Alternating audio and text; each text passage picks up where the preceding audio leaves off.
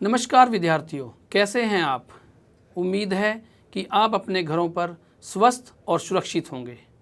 बच्चों, 9वीं कक्षा की इतिहास की अध्याय 3 जिसका नाम है नाज़ीवाद और हिटलर का उदय।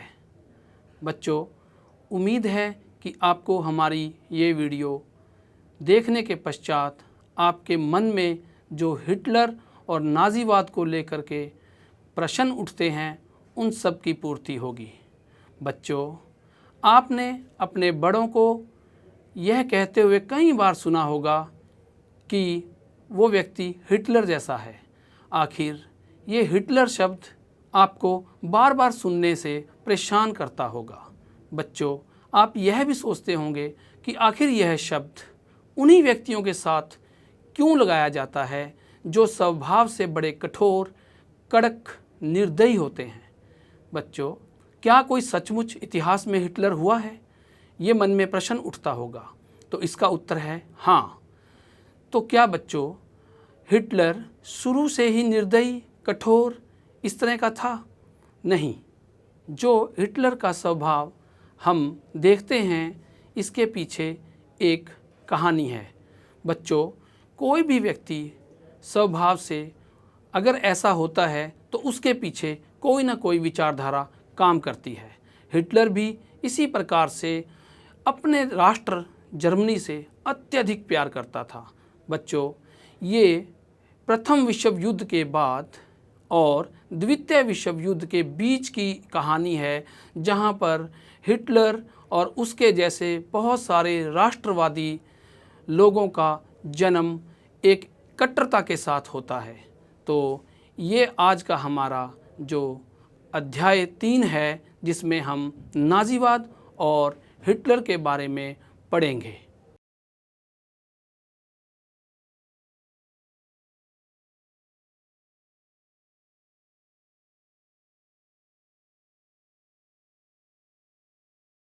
बच्चों, ये कहानी शुरू होती है 1945 में वसंत के महीने में, जब एक 11 वर्षीय हेलमुट नामक जर्मन लड़का अपने माता पिता को कुछ गंभीर बातें कहते हुए सुनता है, जैसे कि मित्र राष्ट्र हमें नहीं छोड़ेंगे, वो हमें मार देंगे, जैसे हमने यहूदी और अपाहिजों को मारा था। इसके बाद उसके पिता अगले दिन उसके साथ घूमने जाते हैं, खेलते हैं और फिर अपने दफ्तर में अपने आप को गोली मार लेते हैं, क्योंकि वो एक नाज़ीवादी थे। अब ये सब क्यों हुआ, इसके पीछे क्या कारण था, हम इसके बारे में जानेंगे। बच्चों, ये प्रथम विश्व युद्ध और द्वितीय विश्व युद्ध के बीच की घटना है, जब जर्मनी में नाज़ीवाद का उदय हुआ था। बच्चों, इसकी वजह से राजनीति में बहुत परिवर्तन आया। हेलमुट के पिता पक्के नाज़ीवादी थे और एडोल्फ हिटलर के कट्टर समर्थक थे। एडोल्फ हिटलर जर्मनी का राजनेता और तानाशाह था। ये दुनिया के खतरनाक तानाशाहों में से एक था। हिटलर के सामने पूरा विश्व कांपता था। हिटलर की वजह से मानव इतिहास का सबसे विनाशकारी युद्ध यानी दूसरा विश्व युद्ध हुआ था, जिसकी वजह से करोड़ों लोगों की जान गई। बच्चों, हिटलर और नाज़ीवाद की जड़ें हमें प्रथम विश्व युद्ध में मिलती हैं, अर्थात बिना प्रथम विश्व युद्ध की कहानी जाने हम नाज़ीवाद और हिटलर को नहीं जान सकते। तो आइए पहले हम विश्व युद्ध जो 1914 से 1918 के बीच लड़ा गया था की संक्षिप्त जानकारी हासिल करें। बच्चों, जैसा कि हमें पता है कि 20वीं शताब्दी के आते आते यूरोप का हर राष्ट्र उपनिवेशवाद के चलते विस्तारवाद में लगा हुआ था। जर्मनी भी इससे अछूता नहीं था। वह भी यूरोप महाद्वीप के बाहर और अंदर विस्तारवाद की नीति अपनाता है।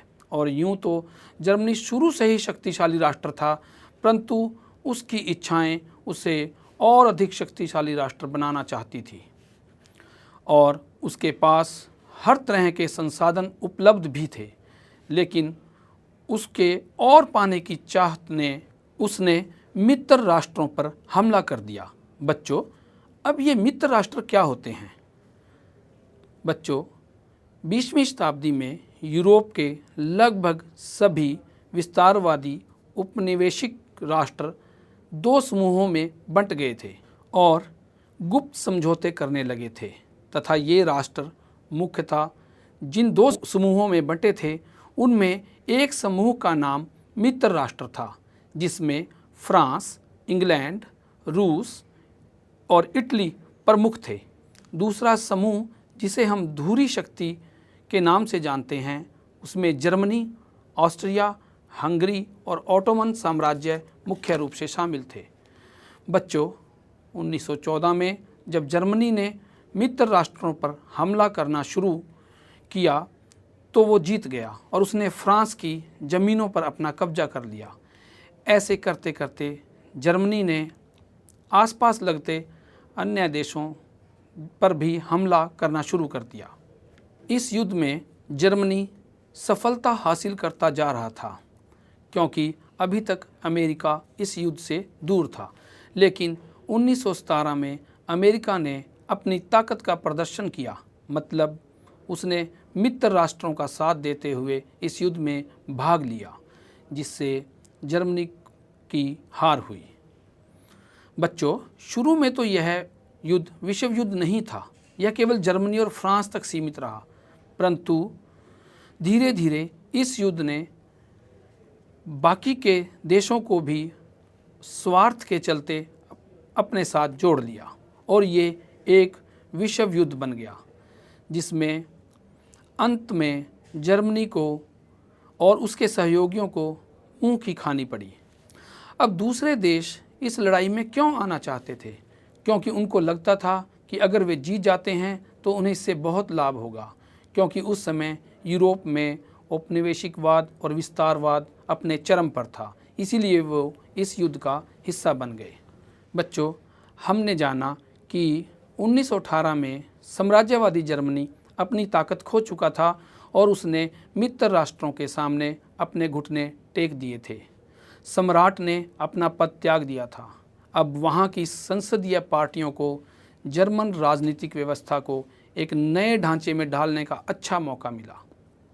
इसी सिलसिले में जर्मनी के वाइमर में एक राष्ट्रीय सभा की बैठक बुलाई गई और संघीय आधार पर एक लोकतांत्रिक संविधान पारित किया गया, जिसके कारण अब जर्मन वाइमर गणराज्य बन गया। वाइमर संविधान में वर्णित विशेषताओं की चर्चा हम इसी में आगे करेंगे। आओ पहले हम वाइमर गणराज्य के जन्म के बारे में जानें।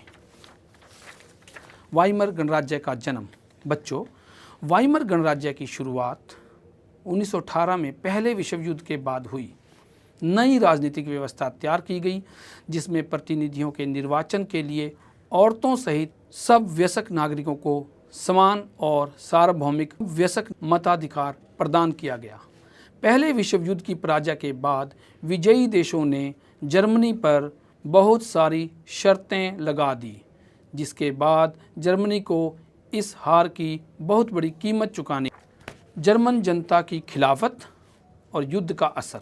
बच्चों, अब जर्मन लोग इस नई राजनीतिक शैली से खुश नहीं थे, क्योंकि जर्मन पर लगाई गई शर्तों और बहुत बड़े भुगतान को वहाँ के लोगों को ही चुकाना पड़ रहा था। इसके साथ युद्ध में हुई तबाही का कारण भी उन्हें ही माना गया, जिसको उन्होंने अपना अपमान समझा। पहले विश्व युद्ध के बाद उन पर कई शर्तें लागू की गई। मित्र राष्ट्रों ने मिलकर जर्मनी पर अपना अधिकार जमा लिया था तथा अपने अपने नुकसान की भरपाई करने लगे थे, क्योंकि इन सभी यूरोपीय देशों की आर्थिक और वित्तीय हालत बदतर हो गई थी। जो देश कभी दुनिया को कर्ज देते थे, आज वो दुनिया से कर्ज मांग रहे थे। जर्मनी पर वर्साय की संधि के अनुसार बहुत सारी शर्तें लगाई गई तथा इस गणतंत्रीय सरकार ने इस पर नवंबर में हस्ताक्षर भी किए। वर्साय की संधि की शर्तें इस प्रकार थी। नंबर 1, जर्मनी की आबादी का 10% हिस्सा मित्र राष्ट्रों के पास चला गया। 13% जमीन का भाग जर्मनी ने खो दिया। लोहे का 75% भंडार जर्मनी के हाथ से निकल गया। 26% कोयला भंडार भी मित्र राष्ट्रों ने ले लिया और जर्मनी के बहुत सारे खनिज पदार्थों पर भी मित्र राष्ट्रों का कब्जा हो गया। और इतना ही नहीं, जर्मनी की हिम्मत को तोड़ने के लिए मित्र राष्ट्रों ने उसकी सेना को भंग कर दिया। साथ ही साथ युद्ध में जितना भी नुकसान हुआ, जो भी तबाही हुई, उसके लिए जर्मनी को दोषी ठहराते हुए उसके ऊपर लगभग 6 अरब पाउंड का जुर्माना भी लगाया गया, जिसको जर्मनी ने चुकाने की बहुत कोशिश की पर पूरी तरह से चुका नहीं पाया और उसी के साथ ही अर्थव्यवस्था के साथ उसे जूझना पड़ा। वाइमर सभा में भाग लेने वाले लोगों को जर्मनी में नवंबर के अपराधी कहकर बुलाया जाने लगा। नवंबर के अपराधी इसलिए कहा जाता था क्योंकि प्रथम विश्व युद्ध के बाद जो वर्साई की संधि हुई थी उस पर वाइमर गणतंत्र ने नवंबर में हस्ताक्षर किए थे और इसी गणतंत्र की वजह से ये वर्साई की संधि की शर्तें जर्मनी के ऊपर लादी गई थी। तो लोग समझते थे कि यही गणतंत्र या लोकतांत्रिक सरकार है जिसकी वजह से आज जर्मनी की आर्थिक हालत बदतर हो गई है। इसीलिए लोगों का गणतंत्र व लोकतंत्र से मोह भंग होने लगा। सैनिकों को राष्ट्र में आम लोगों से ज़्यादा सम्मान से देखा जाने लगा क्योंकि उन्होंने युद्ध के समय जो खंदकों में जीवन व्यतीत किया था वो बहुत दर्दनाक था और उन्होंने कई कई दिन भूखे प्यासे रहकर लाशों के साथ जो वक्त व्यतीत किया था उसके लिए उन्हें किसी हीरो से कम नहीं समझा जा रहा था। बच्चों, प्रथम विश्व युद्ध में जर्मनी की हार से जो राष्ट्रवादी विचारों वाले जर्मन सैनिक थे वो सबसे ज़्यादा आहत हुए थे और उन्हीं में से एक था हिटलर। बच्चों, अब हम जर्मनी में राजनीतिक रेडिकलवाद यानी आमूल परिवर्तनवाद और आर्थिक संकट पर चर्चा करते हुए हिटलर के उदय पर और नाजीवाद पर पहुंचेंगे। अब ये दौर था जब रूस में बोल्शेविक क्रांति की स्थापना हुई तथा तभी जर्मनी में स्पार्टकिस्ट लीग की स्थापना हुई जो एक रेडिकल संगठन था। स्पार्टकिस्ट समाजवादी डेमोक्रेटिक लोगों के साथ मिलकर वाइमर में रैली, धरना या जुलूस निकालने लगे जो जर्मन में लोकतांत्रिक राजनीति के विरोध में था, जिसको वाइमर गणराज्य ने फ्री कोर नामक सैनिक संगठन के साथ मिलकर नाकाम कर दिया।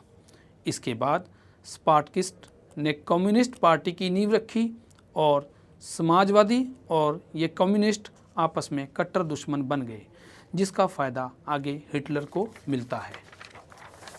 इसके बाद राजनीतिक रेडिकल विचारों यानी कट्टरपंथी सोच को 1923 के आर्थिक संकट से और अधिक बल मिला क्योंकि जर्मनी ने पहला विश्व युद्ध कर्जा लेकर लड़ा था। अब उसका भुगतान सोने के रूप में करना था, जिसकी वजह से एक अमेरिकन डॉलर की कीमत बढ़कर 24,000 मार्क से 9,88,60,000 मार्क तक पहुंच गई।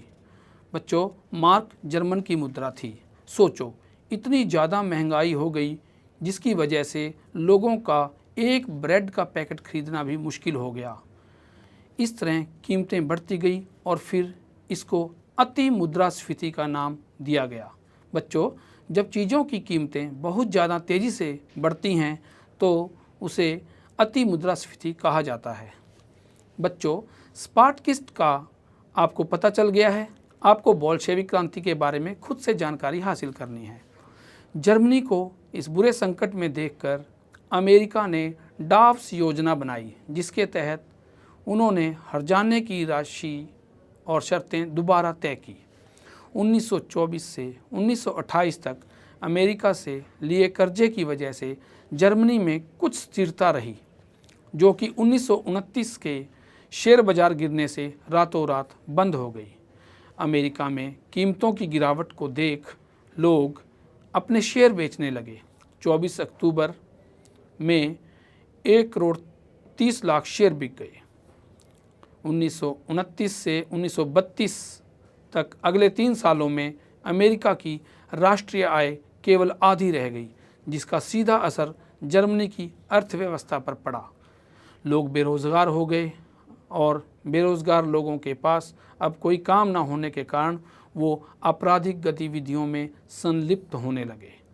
कारोबारी लोग, चाहे वह छोटे हों या बड़े, सब अंदर ही अंदर से डर रहे थे कि कहीं एक दिन वो मज़दूर न बनकर रह जाएं। किसान भी कीमतों की गिरावट की वजह से परेशान थे। बच्चों का पेट पालना मुश्किल हो गया था। जर्मनी में वाइमर गणराज्य की कमियों की वजह से गणराज्य में कभी भी तानाशाही और अस्थिरता हो सकती थी। इसकी दूसरी वजह वाइमर संविधान का अनुच्छेद 48 था, जिसका मतलब था राष्ट्रपति को अध्यादेशों के जरिए आपातकाल लागू करने तथा नागरिक अधिकार खत्म करने का अधिकार था। कुल मिलाकर यह कहा जा सकता है कि वाइमर गणराज्य का शासन 20 मंत्रिमंडलों के हाथों में रहा और उनकी औसत अवधि 239 दिन से ज़्यादा नहीं थी। अनुच्छेद 48 का जमकर दुरुपयोग हुआ और लोगों का लोकतांत्रिक और संसदीय व्यवस्था से विश्वास खत्म होने लगा। हिटलर का उदय। बच्चों, सबसे क्रूर तानाशाह के नाम से मशहूर एडोल्फ हिटलर का जन्म 20 अप्रैल 1899 में हुआ था। हिटलर इतिहास के सबसे खतरनाक नेता माने जाते थे, जिनके सामने पूरा विश्व कांपता था। हिटलर की युवावस्था बहुत ही गरीबी में गुजरी थी, इसीलिए रोजी रोटी के लिए प्रथम विश्व युद्ध की शुरुआत में हिटलर ने फौज की भर्ती में अपना नाम लिखवा लिया। 1919 में हिटलर जर्मन वर्कर्स पार्टी नामक छोटे से समूह के सदस्य बन गए। धीरे धीरे इस पार्टी पर उन्होंने नियंत्रण कर लिया और इस पार्टी को बाद में नाजीवाद पार्टी के नाम से जाना जाने लगा। बच्चों, जैसा कि हमने पढ़ा कि हिटलर प्रथम विश्व युद्ध में एक सैनिक के रूप में भाग लेता है और फिर जर्मनी की हार से बहुत आहत हो जाता है और वो जर्मनी की इस हार का बदला लेने के लिए वचनबद्ध था। 1923 में हिटलर को बावेरिया और बर्लिन पर कब्जा तथा सत्ता हासिल करने की असफल योजना बनाने के जुर्म में गिरफ्तार कर लिया जाता है। उसके कुछ समय बाद ही उसको रिहा भी कर दिया जाता है। महामंदी के दौरान, जैसा कि हमने ऊपर पढ़ा, लोगों में बेरोजगारी, भूखमरी का डर सता रहा था, काम धंधे बंद हो चुके थे और लोगों का वाइमर गणराज्य से भरोसा उठ गया था। यहीं से एक नाजीवाद ने एक जन आंदोलन का रूप धारण कर लिया था। नाजी पार्टी के लोगों को एक बेहतर भविष्य की उम्मीद हिटलर के अंदर नज़र आने लगी थी और 1932 तक आते ये देश की सबसे बड़ी पार्टी बन चुकी थी और हिटलर इसका ज़बरदस्त वक्ता था। मतलब वो अपने भाषण से सब में जोश भर देता था। वो नौजवानों को बेहतर भविष्य और जर्मनी को ताकतवर बनाने का आश्वासन देता था। अपना और अपनी पार्टी का शक्ति प्रदर्शन करना उसकी राजनीतिक चालों में से एक था। इसका मतलब यह था कि वो लोगों को अपनी तरफ आकर्षित कर रहा था, उनको भरोसा दिला रहा था। नाजियों ने अपने प्रचार के जरिए लोगों के सामने हिटलर को एक मसीहा और रक्षक बना दिया था, जैसे उसका जन्म जनता को तबाही से बचाने के लिए ही हुआ हो। लोकतंत्र का ध्वंस। देखिए बच्चों, 30 जनवरी 1933 को राष्ट्रपति हिंडनबर्ग के न्योते पर हिटलर ने चांसलर का पद भार संभाला। सत्ता हासिल होने के बाद हिटलर ने कम्युनिस्टों के साथ कुल 52 किस्म के लोगों को अपने दमन का निशाना बनाया। मतलब उनको बर्बाद करने की उसने ठान ली थी। उसने लोगों से अभिव्यक्ति, प्रेस एवं सभा करने की आज़ादी जैसे नागरिक अधिकारों को हमेशा के लिए निलंबित मतलब ख़त्म कर दिया था। 3 मार्च 1933 को विशेषाधिकार अधिनियम यानी अनेबलिंग एक्ट के जरिए जर्मनी को बाकायदा तानाशाही पूरे समाज की व्यवस्था और नियंत्रण नाजियों ने अपने हाथों में ले ली थी। विशेष निगरानी और सुरक्षा दस्ते गठित कर दिए गए थे, जिसकी वजह से नाजी राज्य को खूंखार राज्य की छवि प्राप्त हुई, जो किसी को भी बिना कार्रवाई के देश निकाल सकता था, गिरफ्तार कर सकता था या फिर यातना गृहों में भेज सकता था। पुनर्निर्माण। अर्थव्यवस्था को ठीक करने के लिए हिटलर ने अर्थशास्त्री हशलमार शाक्स को जिम्मेदारी सौंपी। ये अपने समय के बहुत बड़े अर्थशास्त्री थे, जिन्होंने मशहूर सुपर जर्मन हाईवे जनता की कार फॉक्सवैगन जैसी सफल परियोजनाओं को लागू किया और सरकारी पैसे से चलाए जाने वाले रोजगार संवर्धन कार्यक्रम के जरिए 100% रोजगार का लक्ष्य रखा। बच्चों, विदेश नीति के जरिए हिटलर ने 1936 में राइनलैंड पर दोबारा कब्जा किया और इसी के चलते 1938 में ऑस्ट्रिया को जर्मनी में मिला लिया गया। ये वही क्षेत्र थे जो वर्साई की संधि के तहत जर्मनी से प्रथम विश्व युद्ध के बाद मित्र राष्ट्रों ने छीन लिए थे। हिटलर इन सब को दोबारा प्राप्त करना चाहता था और इसी मंशा से अब वो आगे बढ़ रहा था। इसी तरह उसे घरेलू और विदेशी मोर्चों पर बहुत सारी कामयाबियां मिलने लगी। हिटलर यहीं नहीं रुका। हिटलर ने राष्ट्रीय सीमाओं का विस्तार करने के लिए सितंबर 1939 में पोलैंड पर हमला कर दिया, जिसकी वजह से उसको फ्रांस और इंग्लैंड के साथ युद्ध भी करना पड़ा। सितंबर 1940 में जर्मनी की इटली और जापान के साथ एक गुप्त संधि के कारण अंतर्राष्ट्रीय समुदाय में हिटलर का दावा और मजबूत हो गया। यूरोप के ज़्यादातर देशों में नाजी जर्मनी का प्रभाव था। बच्चों, ये दूसरे विश्व युद्ध का दौर था। अब हिटलर ने पूर्वी यूरोप को जीतने के लिए जून 1941 में सोवियत संघ पर हमला कर दिया, लेकिन शायद यही हिटलर की सबसे बड़ी भूल थी, क्योंकि पश्चिमी मोर्चों पर लड़ते लड़ते उसने पूर्वी मोर्चा भी रूस जैसी ताकत के साथ खोल दिया था। रूस की सोवियत लाल सेना ने जर्मन सेना को घुटने टेकने पर मजबूर कर दिया।